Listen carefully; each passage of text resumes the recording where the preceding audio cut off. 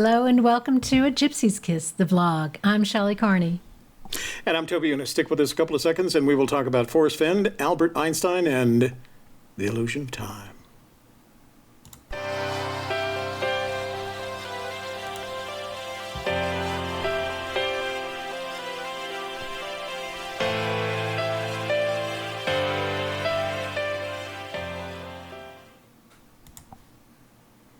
All right, and we have slipped back into our on-screen persona at this point in time. I thought you were going to say our regular schedule. Oh, yeah, that too. Yeah, that too. Please take a moment to give us a thumbs up, like this video, share it with your social media contacts, and subscribe. Then click on the bell to receive notifications when we release a new video or go live. And join us. Join us. Doing this. And join us. Now it's time for housekeeping. Want to send out a big thanks to our wonderful moderators, Jimmy Fast, Joel Lewicki, Jason Eunice, Brian Eagle, and Eric Schmidt, keeping our chat room safe and the conversation flowing. Our presentation today will be followed by an open Q&A. No, Q&A. We'll try and stay on We're not going topic. to have you phone in today, though. No phone-ins today. That's right. Not till Wednesday. We're going to use that on Wednesday. Tomorrow. So... That looks weird. What? Why? Illusion, because it all looks like the number 3. Illusion. Oh, I see what you're saying. Yeah, because of the uppercase I and the 2 L's. Yeah. The illusion of time. Oh, no, I promised I wasn't going to do that. Hang on. Let me make sure my stream is okay real quick. Uh-oh. No, it always says it. I've learned to ignore it, not panic. Then why do you look at it? Okay, I'm not This gonna is look bad. Okay, so what I want to talk about today was based on some, as usual, I was doing some other research on the book and the poem, still working towards figuring out Not Far But Too Far to Walk. That's kind of the inception point of all of this. And I wasn't even thinking about this concept. I was actually looking for another reason to describe it. And you know what I'm going to need? I'm going to need a Sharpie, but I can get that later. So I was working on trying to figure out more about what Fenn meant when he said not far but too far to walk, because for us that's kind of a place that we're at right now, and we really want to understand it more. We've had lots of conversations and haven't come up with a really good answer. It's still a bit of a conundrum, a riddle, you know.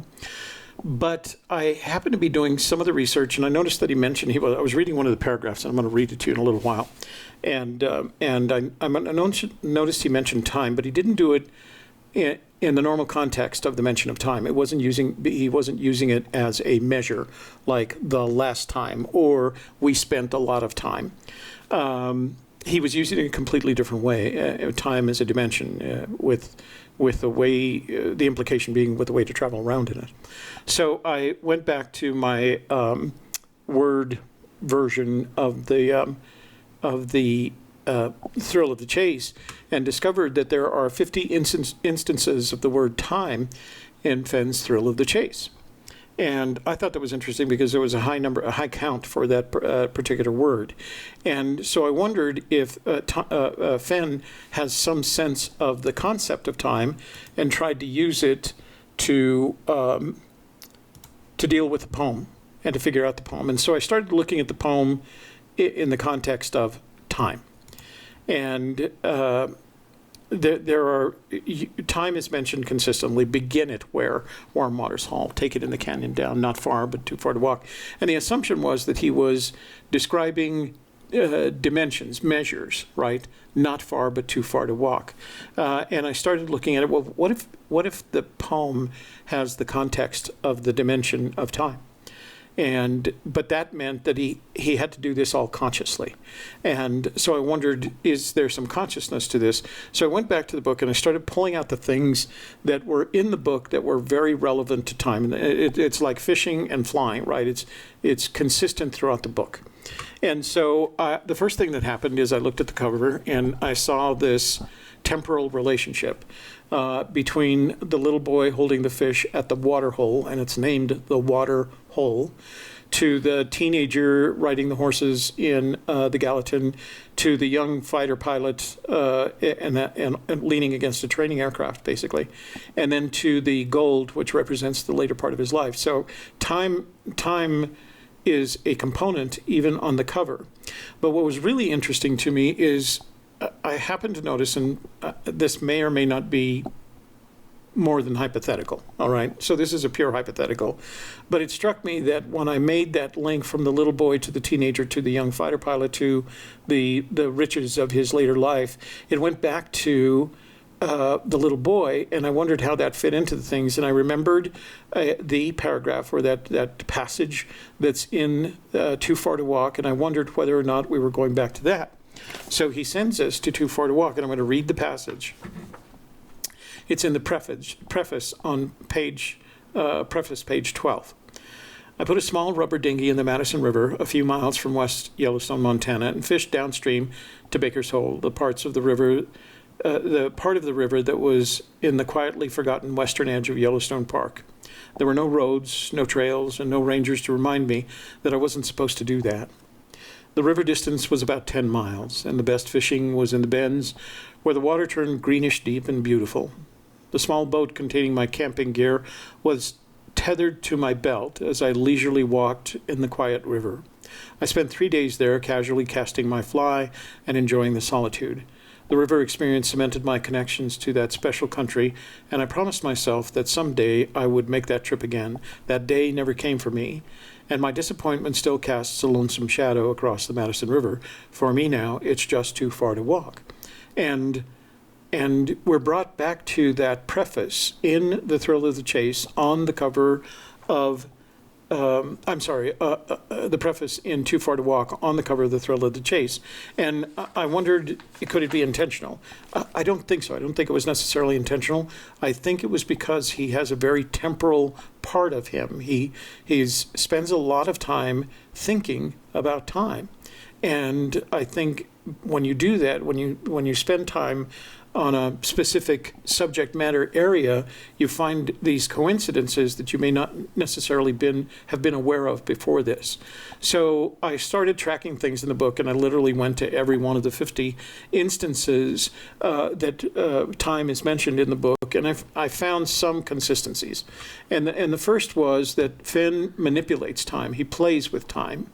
Manipulation is probably not the right word. And as an example, you can look at the identification card that's printed in an overlay form on the inside front cover of the book, where it's Forrest Fenn's identification card.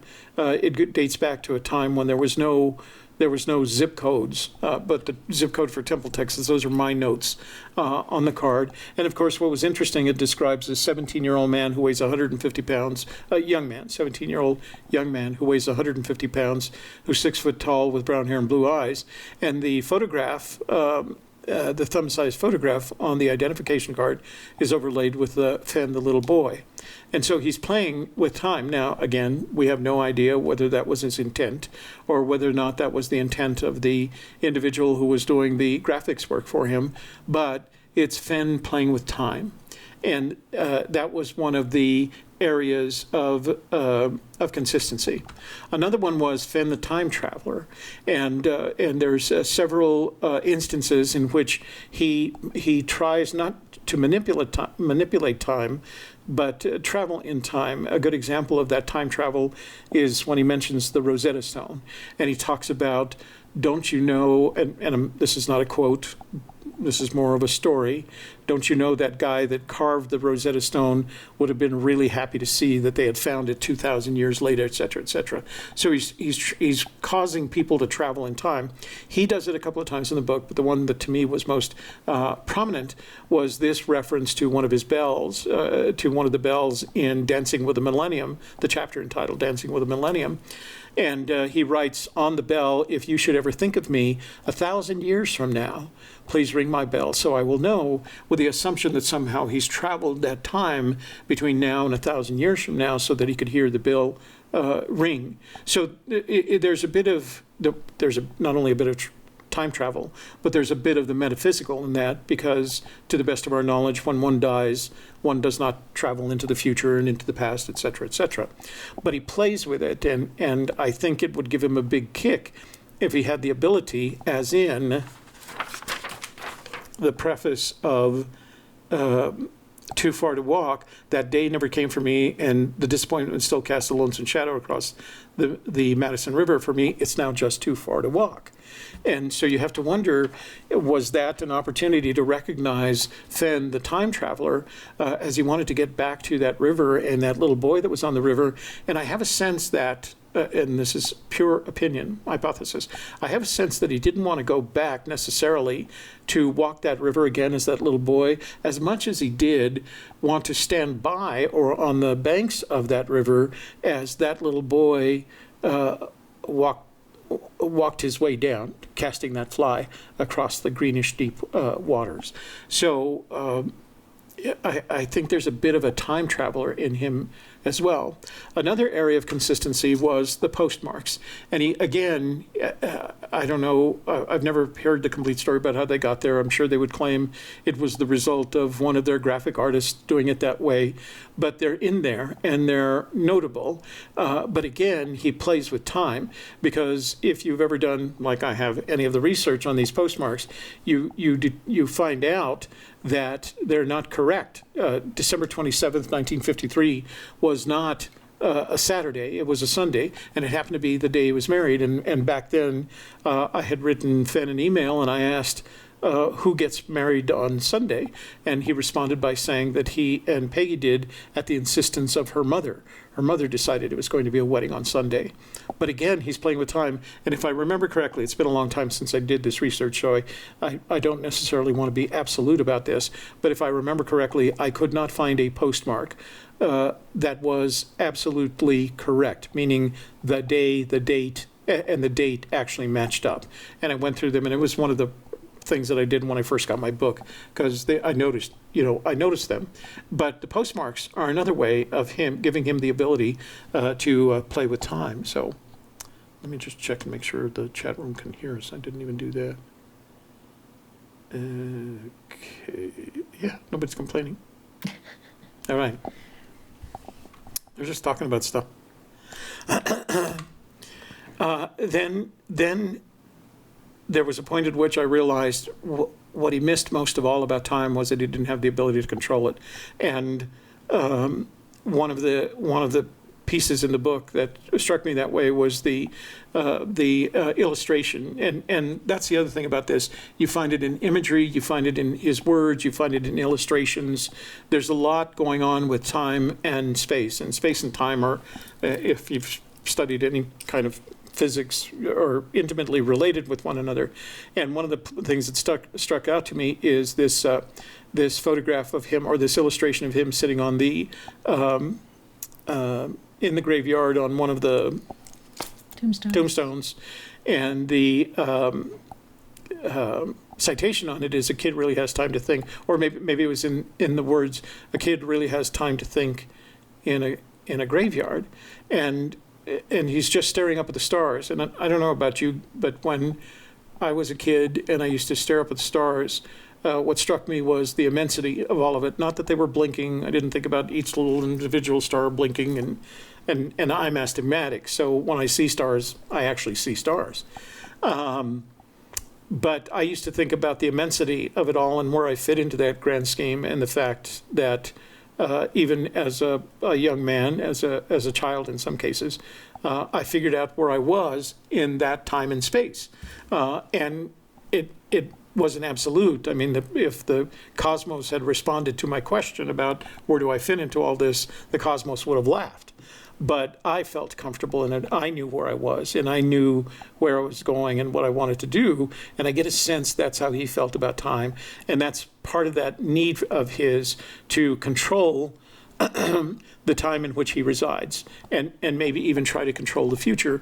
And if you look at what he's done with the treasure, the search for his treasure, the treasure that he hid, and the promotion of the search that he's done, what he's effectively trying to do is, A, control time, expand the length of time on in which he is part of the universe, and he's trying to time travel, because I think whether this treasure is found tomorrow and he's still alive, 100 years from now, 1,000 years from now, when he's not alive, he has a sense that when that treasure chest is opened and the person looks down at the treasure and takes a deep breath of excitement, Fenn has a feeling, you have a sense that Fenn has a feeling he's going to be looking over that person's shoulder in order to experience that. So it's all about time, and it's all about control of time, and it's all about the manipulation of time. And then, because you're talking about time, eventually you have to talk about space.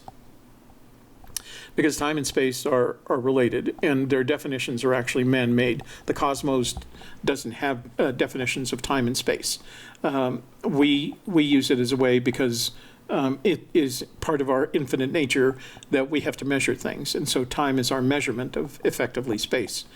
It's funny because if you were to travel to the nearest solar system, and somebody's going to correct me, it's an Andromeda, but you would have to travel at the speed of light, 193 miles per second. 193,000 miles per second, and you would have to travel, which of course we can't do. It's impossible at this point. We don't have the propulsion systems to do that. But if you wanted to get to the nearest place where there are other planets, you would have to travel for 40 years at the speed of light. You would not age according to Einstein, but everything else that wasn't traveling with you would age. The point is that the concept of time and space is way beyond our ability to not only manage it, but to control it, sometimes even understand it. Only the most advanced of cosmologists, physicists. Oh, we have one in the family, right? Rocket scientists understand the concepts of space and time and how they're related. But you get this real sense that he played with it, and that there's a part of him that, because he had this wonderful understanding of the past, the Native Americans of thousands of years ago, and this sense of the future and how he plays into the future, that it was all about time. And then I found this chapter in Flywater, and the reason I found it in Flywater is the chapter that we're covering this week. And I found a lot of the themes that are in the poem. And in that same chapter, Flywater, there's the picture of him at Water Hole, in his oversized fishing gear and those oversized brown trout. And it's part of the Flywater chapter. And in that chapter, he writes, "Those great places, which were personal secrets to me then, are now busy with a flourish of fishermen and women who cast a midge or floating caddis upon those same waters, never knowing I had been there, or even caring yes or no, meaning caring yes or no that I had been there. I always thought that space was mine alone." It sounds like he regrets, in some ways, that those spaces are not his alone. And many of the memories there bred are even now still so personal that they exclude the intrusion of strangers. And it's in its own way, this particular phrase is very poetic, but again, it's all about his control of time. He's going back to that period where he was a little boy, with the memories associated with how personal and secret those spaces were. And I don't necessarily believe it's resentment that those places are no longer secret and special to him because they are flourishing with fish. He doesn't say overrun, by the way. He could have used a more combative word, confrontational word, like overrun with fishermen and women. But he says with flourishing with fishermen and women. And the sense is that it's grown into that particular kind of existence. But in the process, the only place that it still remains a secret is that they are now part of his memories. And in his memories, those places are not, they exclude and are not intruded by strangers. And again, he's talking about being able to manage the time, seeing those places in the way that he did when they were secret and special to him. So this man really has a great sense of his own existence, but more importantly, he has a great sense of his own existence in the context of time and to a lesser extent space. And he feels like whatever it is, he's very comfortable with it now. I wanted to read one other, this is the one I wanted to read. I put it in there. So the last examples that I had are the different ways that in the book he uses time. So the first way is time as a measure. I didn't spend much time, meaning not much time, in the children's section or cooking or travel. So he's simply using time the way most of us use it, as a measure of something, a beginning to an end. That's in The Thrill of the Chase. These are all, by the way, The Thrill of the Chase. I put the pages and the chapter in there just for reference purposes. Time as an object. This was the most interesting one because Time was a magazine in this case. So when The Catcher in the Rye was done, I threw it in the trash where it landed right on top of a Time magazine. I just needed some time to think. And the more I thought about JD, the more I liked him. So he managed to work time into a single sentence or a single paragraph there twice. And one of them was time as an object, in this case a magazine, and the other was time as a measure. So time is on his mind a lot. And I don't know whether that was intentional or whether there was the subconscious that came out. I'm willing to bet that if you were to say to Forrest Fenn, did you know that you used the word time 50 times? There are 50 instances of the word time in your book. I think he'd be surprised. Time is a place. And I instinctively tried to use the word space, but I decided not to. So here, the place that he's referring to in the context of time is Spanish class. It was easy to justify the time I spent in Spanish class. So it is kind of a measure, but it is a measure within a very unique context. That time that he spent in Spanish class, looking out the big window that was adjacent to my desk. Time as a dimension, which is where we move away from measure and gives Fenn the ability to do all that time manipulation and time travel, because only when time is defined as a dimension can you do all of that. And here he was referring to Eric Sloane, and he does it in two instances, one of which happens to be in the chapter where he talks about the treasure.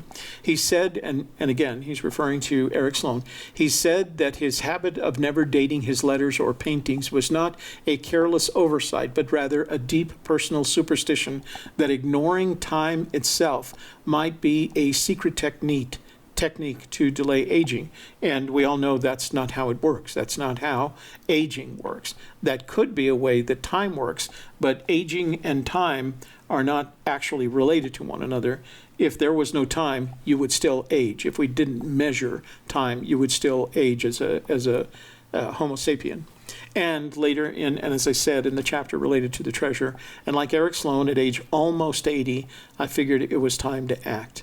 So I've had conversations with others, and I think we did a presentation that when he uses the phrase, and like Eric Sloane, at age almost 80, I figured it was time to act. And what I wonder about constantly is whether or not that subphrase, at age almost 80, is associated with a pre-phrase of, and like Eric Sloane, at age almost 80, or it is associated with Fenn himself. At age almost 80, I figured it was time to act. Because I think the concept, if it's associated with him, supports his don't do anything that an 80-year-old man couldn't do. So what? So what's all this? Is this going to be one of those, Toby, where you do a presentation that's not going to get me any closer to the treasure? I don't think so. I started to warn myself, is this one of those that's not going to get me any closer to the treasure? What if the measurements referred to, so here's the conclusion I came to. What if the measurements referred to in Fenn's poem are not measurements of distance, but measurements of time? Not far, but too far to walk is not a measurement of distance, but it's a measurement of time.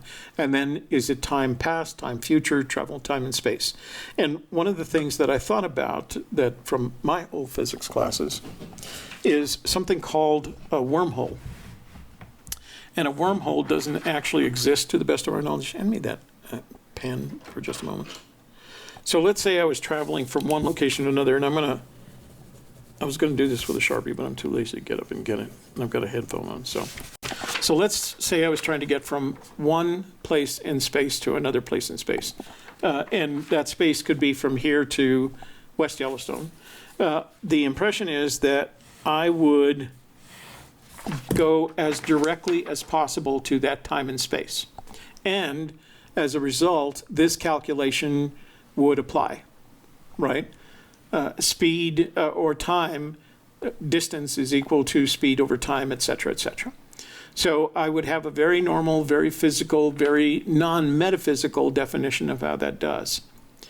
But let's say that distance to West Yellowstone is 800 miles. I don't know what it is exactly. I'm just estimating. That is a distance that is too far to walk. But it is not a distance that's not far. It's far, and it's not too far to walk. But if I were to use the concept of a wormhole, which basically says that if I want to get to that galaxy that's 40 light years away from us, and I didn't have time to travel the 40 years, I didn't have that, I didn't have a way to get there 40 years, that the option would be, as Einstein claims is possible, to fold space and then to do travel through a wormhole in space. And if I had a hole punch, I'd do it. And here's what it looks like. Instead of those two objects being 840 miles away, I would fold the space between them. And now, through a wormhole, they'd be completely connected.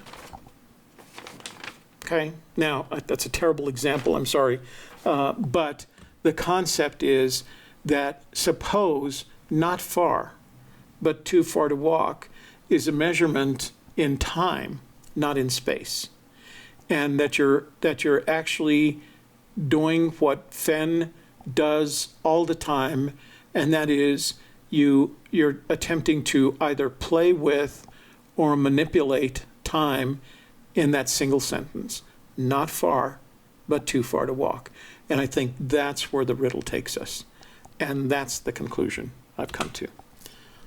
So, I don't know if that helps you get any closer to the treasure.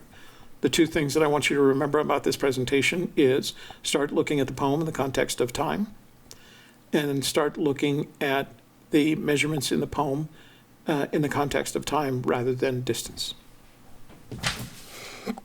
Voila. All right, let's go to the chat. Let's go to the chat room. So for those of you that would like to contribute to our project, at the bottom of your chat screen is the $ symbol. If you click on that symbol, you'll be able to donate via Super Chat, and I believe somebody already has. So let me go back to them first. I'm going to give you back the screen. So let's do this, and I'm going to go back to full screen. And then I'm going to give you this, and we're going to go back up there. So I think what I'm going to do is, while I'm doing this,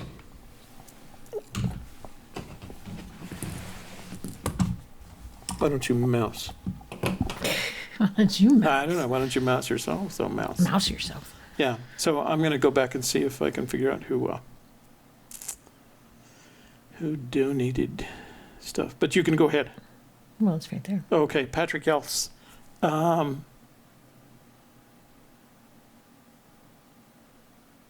So Patrick yells, thank you for your donation. We appreciate it. Patrick asks the question, what does he mean, the blaze, comma, and the way it's written, the blaze, comma, in one word, in a word is one object.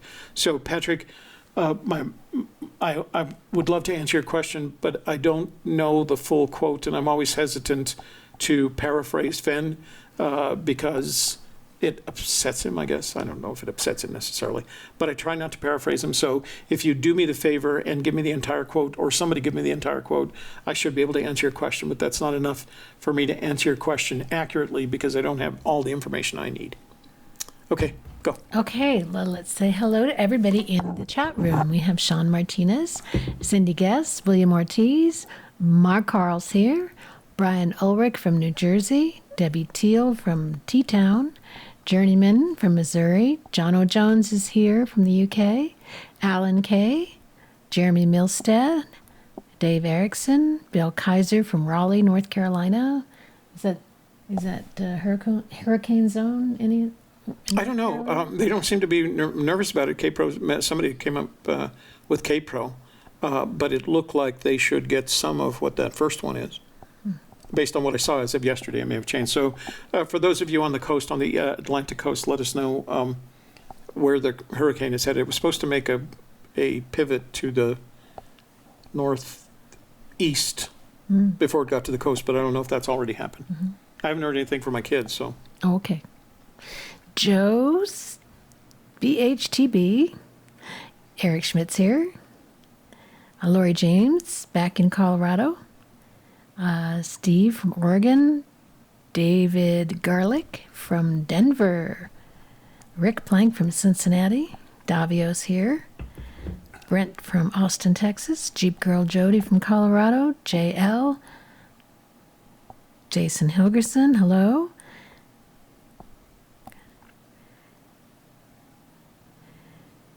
Tammy Mattis from Illinois. Ben Downing, good afternoon. Arrowhead Junction, Steve Smitherman. Gregory Ferguson from Moab. I don't know if I say that right. Is it Moab or Moab? Moab, Utah. I keep saying Moab, and then I'm like, oh no, it's probably like Taos. We're only supposed to say it's like one word instead of two. There is only one syllable in Taos. But it's Moab, not Moab. Well, that's because it wasn't named by a New Mexican Puebloan. Well, he wasn't New Mexican, but... Weren't they both Native American words? Well, they were, but they were completely different tribal cultures. Oh, that explains it. Or maybe it's supposed to be Taos, and it's just a bunch of Anglos messed it up. I'm not Anglo. You are half. Okay. Where are we at? Boston, Goldilocks. And anybody seen the Three Bears? Patrick Yelds wants to know, what does it mean when Fenn says a maverick will find the treasure? Is that a question for AGK, or is he just asking the room? Well, it wasn't. Right, so guys, remember, if you have a question for us, to precede your question with @AGK so that we know it's for us and not just a conversation you want to have in the room. So I've got a super chat from Greg Ferguson. Oh. All right. Greg, thank you very much for your contribution. He has a question. This might be one for you. Does water have a place anywhere in astrology, as in a river of stars, etc.? Oh. Well, you do yours first, and I'll do what I can to help. He said astrology. That's not astronomy. That's metaphysical. Astrology. Oh, astrology. Well, of course, there is a star card in tarot. You're not an astrologer, though. The star in the picture, she is pouring water.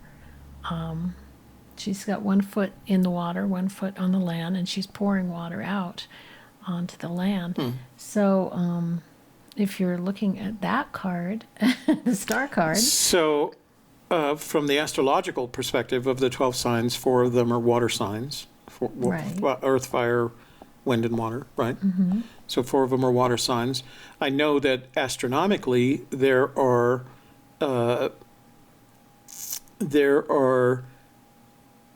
constellations. The water pourer, for example. I don't know if there's anything about a river in the constellations, but there is constant reference to water, because water has always been perceived. Water is incorporated into almost all cultural histories because it's necessary for life. You need to breathe air. You need to drink water, you need to have a little bit of salt in order to survive. So some of those things are all part of the major culture. Not either of us not being experts at astrology, I'm not sure we could answer the question completely, Greg, but perhaps there are some in the room that do have a better understanding of astrology rather than astronomy.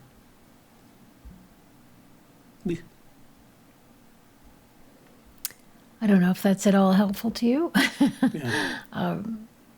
Stars, rivers, river of stars. I'm just picturing the star card in tarot because it's got both. Go ahead. I'm back to you. Okay. I'm trying to. So Patrick Yelt says he's a new searcher and he has a solid solve, and he emailed it to Cynthia. So maybe Cynthia will fill us in later.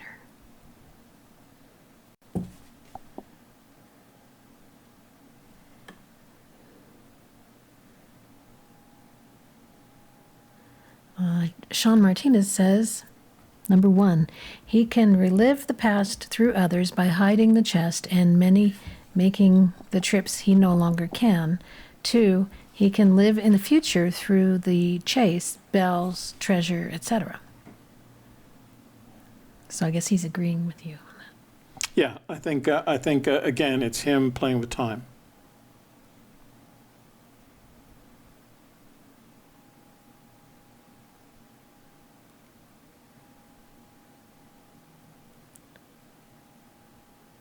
Capro's in the room.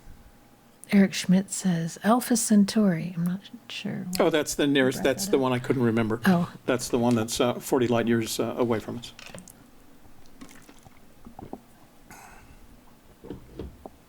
Jason says, AGK, you need to read up on monotonic gold. Ooh, sounds interesting.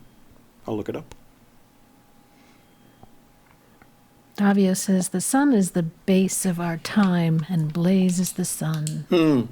I got one from So the treasure is under the sun. Semankification came in at the mention of wormholes. It goes, wormholes, an indication we've all been researching this far too long. Yeah, if we're at the wormhole stage, yeah, probably. But, whatever runs through your head, I know the problem, part of the problem with the way that Fenn engineered this is that it stimulates a lot of thought. I mean, that's part of the imagination process. So you can say something or read something that he's written and let your imagination run with it, and suddenly you are at wormholes or someplace else. I mean, wormholes at this point is no crazier than some of the other solutions that I've come up with and some of the other solutions that other people have come up with. I like Toby, Capro says, I like Toby's radio voice. He should do that all the time.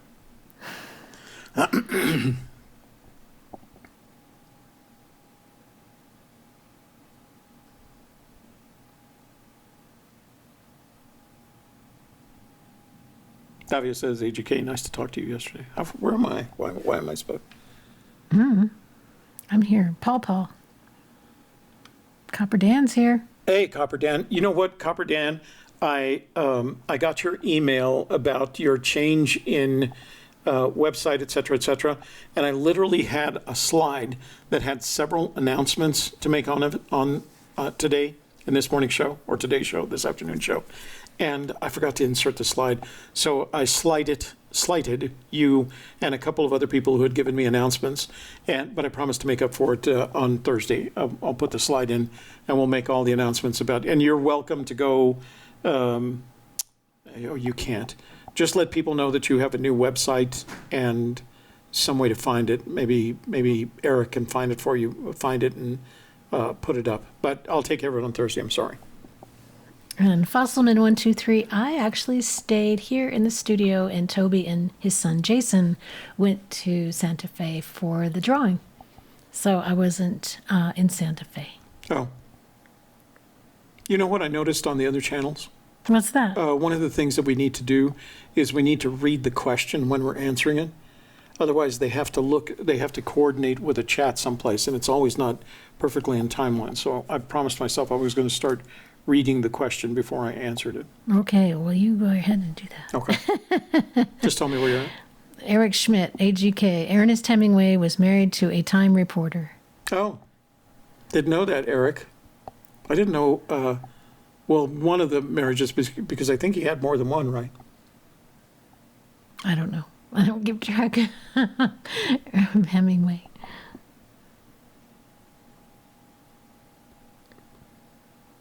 Matt, time is relative. It is. And if you look at the quantum universe, all time exists together. And so folding time is not difficult to do in quantum space. It's because all time exists together. You can access all times. Time is infinite in the quantum realm.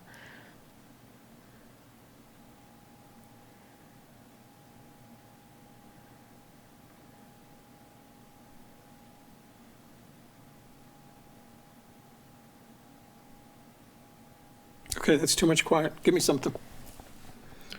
Should we take phone calls? Go ahead. Well, you can't. I don't have your. That's okay. You plug can in. do it. Huh? You can do it. I'll just read the chat. You take phone calls. Where's my phone? I don't know. I didn't have your phone. Probably over on the table where you always leave it. How much time we have? We have about 20 minutes. We could do. Well, there you go. Unless we're getting a lot of questions. Are we getting a lot of questions? No, just a lot of Conversation. conversation. All right. Not a lot of questions. Toby is enjoying his new call-in feature. So if anybody would like to call in, Wait. I've got to do some stuff first. talk to Toby about today's topic or anything to do with the treasure hunt, Go ahead. Keep talking. and then you can call him, and your voice will go live out onto the show, and the number is 1-800-947-1043. 947. Hang on, but don't call yet because it'll go to voicemail. I need to make one quick change. Oh yeah, he's got to open up the phone lines first. Open up the phone lines. You're going to open up the phone Write lines. this down, so in case you decide you want to call, you have it written down.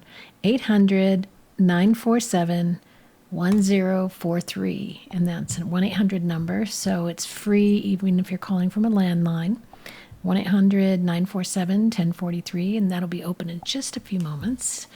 And if you'd like to talk to Toby about time, he allows callers to have 5 minutes. Up to 5 minutes, maybe Up three. to 5 3 minutes today because three minutes today because we're running. we're running. Well, we're not running late, but we decided to do this kind of this for the moment, and we don't know what's going to happen. Serendipitous. All right, the AGK hotline is open. That's 1-800-947-1043. Call me and let me know what you think about time in the context of the treasure hunt. Or sing a song about time. Or sing a song. Okay, I'm going to send. Here's I was your. going to sing a song. Time, keep I'm gonna- on, slip okay. in, slip in. You keep. Into the future. Oh, wait a Okay. minute. Hang on. Where are we at? Wait. I need to do wait, something else. Wait. Don't call yet. Don't call. Wait. I don't know why. And Alan Kay says, fun fact, Hemingway's son Jack wrote the introduction to Flywater. That is a fun fact. We're going to cover that. We're actually going to cover that. Christy in North Carolina is bracing for the storm. All right. We're connected. You can call. All right. Now the phone is open. The If phone you'd lines like are to open. call, your voice will go out over the Interwebs. airwaves or whatever they are. Okay. You have The the digital waves. con. I have the con. No, you have the headset. I have the mouse. All right. So be advised that Shelley will not be able to. I need to make.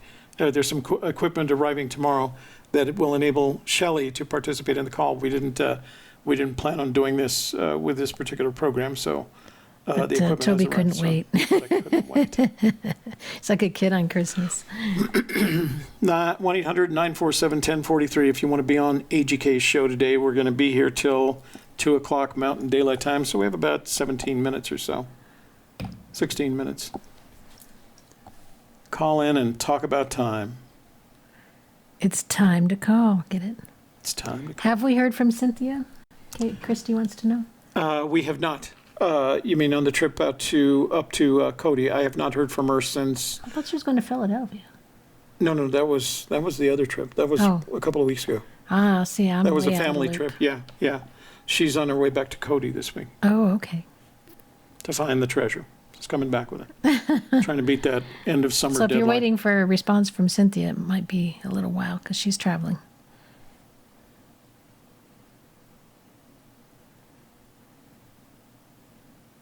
And don't forget, if you don't want to be live on the show, but you do want to call in after we finish the show today, it will go back to voicemail. So if you want to call and leave a voicemail for tomorrow night's show, tomorrow night we've got Michael Hoole and Sean Martinez on the show. It's an open line night. It's an open topic night. So whatever questions you have for Sean, Michael, or I will be moderating it in that way. The week after that, we'll go back to a normal panel. And with the normal panel, we will also do call in late in the show. The last 20 minutes of the show will be call in. But if you don't want to call in live, but you do have a question, just call in off hours when we're not online and record a voicemail. It leaves you there's all the instructions there to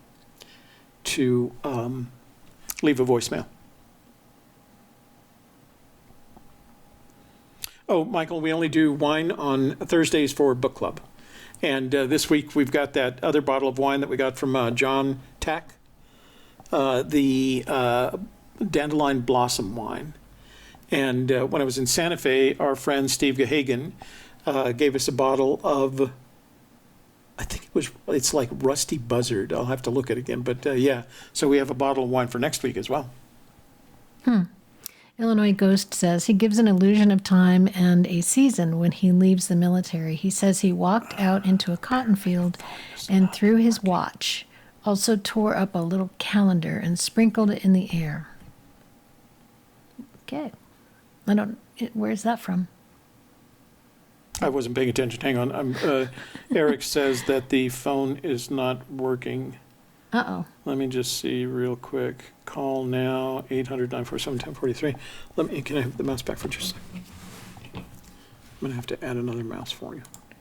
Somebody wants to request a song. Well, we can't play copywritten songs on the air. You can sing a song, but YouTube doesn't like it when you play other people's music. Okay, so incoming calls. The linked phone is on. Business hours. Oh, that's the problem. We're closed. Hang on just a second. Oh, we're closed. Never mind. Okay, today's Tuesday. We are open for business. Okay, so now try it. Somebody now try it. New 1-800 tech. 1-800-947-1022. No, Jesus. Where did that come from? I don't have no idea. 1-800-947-1043. So let's try it out, folks. Oh, I'm going to take you back to you. I'm sorry. I'm messing up here. Okay, go. Okay. Back to you. Whew. Okay. Now. All right, Eric, try it again.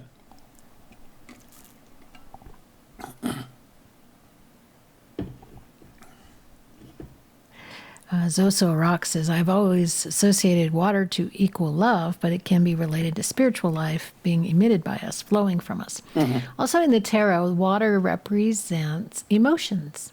So cups, the suit of cups represents emotions, and any card that you see that has water on it would represent emotions as well. Arrowhead Junction, I think it's cogito ergo sum. I imagine, therefore I am.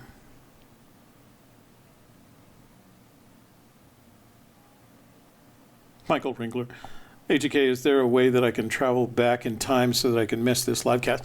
No, Michael, you are absolutely stuck with it now. And here's the best part.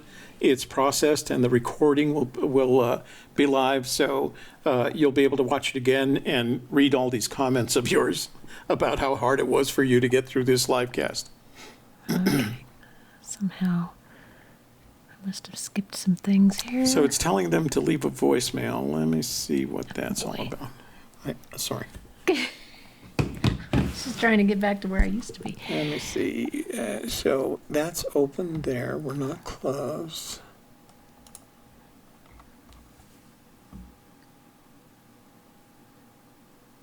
It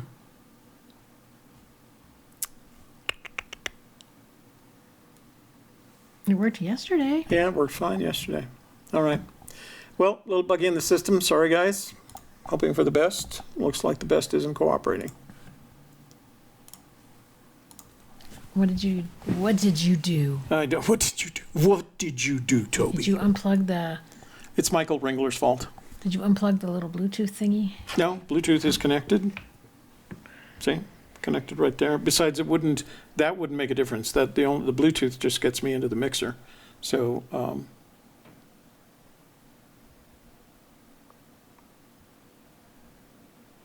K-Pro's going to try.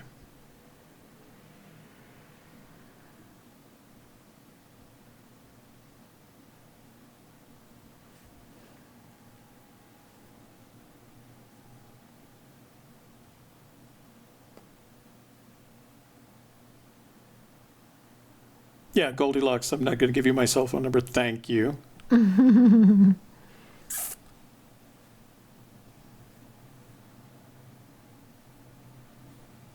All right. Okay, we're not getting any more questions, it looks like, for those of you that contributed to today's show. Thank you very much. We really appreciate it. Let's go back to the close. So, sorry, guys. I don't know why the phone number's not working. I've done everything that I needed to do, as far as I know. Let me try one more time, see. Let's see, incoming calls. It is not on, just do not disturb off. We are open for business.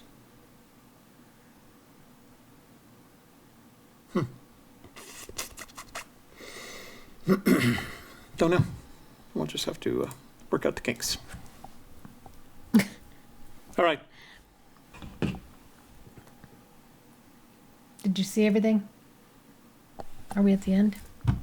What are we doing? We're closing up. There's no more questions. And let me see.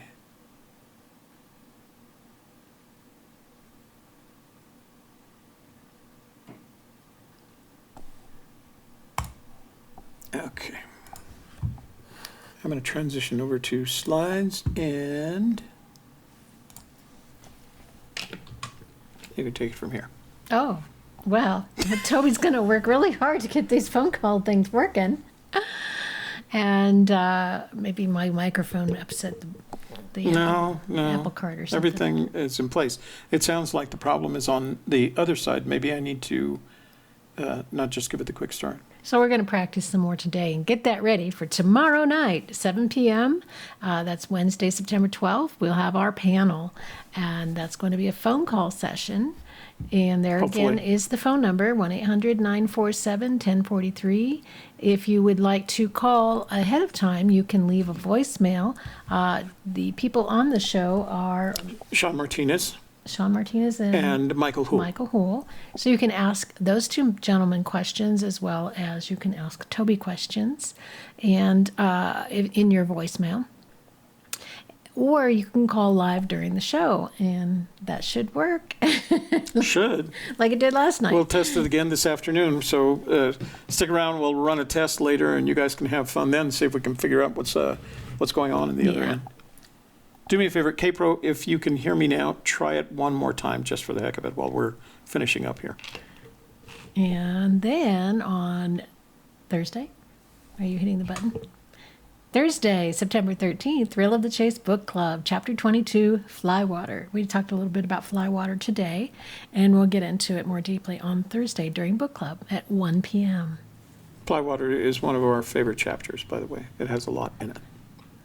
And then the softer side, After Dark, Thursday night, 7 o'clock.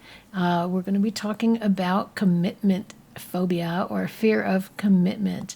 It should be a lot of fun. It was based on a question we got in our chat room. So I think that's going to be an interesting conversation between Toby and I. And that's, again, live on thesofterside.me at 7 o'clock p.m. on Thursday. So we are leaving voicemails. Hang on a second. Let me try something. All right. And then on Friday, 1 o'clock p.m., September 14th, we will have a video. It's All About You interview. We had a little issue last week we actually got half an interview done, and then we got kicked out of a bookstore, so we couldn't finish it. So we didn't get one up this week, this last week. So, but we're going to try again this week, and we have that lined up for you, and it should be out Friday at 1 p.m. All right, everybody's saying it's still going to voicemail, so. All right, well, we appreciate you trying to call in today, and Toby's going to get figured out why it's not going through. Yeah, we have enough time this afternoon. We don't have anything going on this afternoon, so we'll probably just run a quick test, see if we can get that corrected. I'm not sure what happened. We did the same thing that we did yesterday. There might be some delay between the time we give it a command to open up the phone lines and that it actually does. Yesterday they were open, but I had done that the day before, so we'll check it out. We'll figure it out. Okay. Okay. And is that the last of the slides? Great. Yep. Okay, well, all right. Thank you all for being here, for all your questions and comments, and for the super chat. And we will see you again tomorrow evening, or maybe later today if we're playing around with the phone calls. Thanks for being here. For Gypsy's Kiss, the vlog, I'm Shelley Carney. And I'm Toby Eunice. Thanks for watching. Sorry for that. I guess I played my hand just a little more quickly than I should have, because we weren't planning to do this, because, as I said, Shelley can't hear what's going on in the phone call because we haven't set up that part of the equipment. But we'll have it out, we'll figure it out by tomorrow. And you may see us online later this afternoon as we try and work out the details to make sure that it is working, okay? All right, thanks a lot, you guys. We will see you soon. Bye.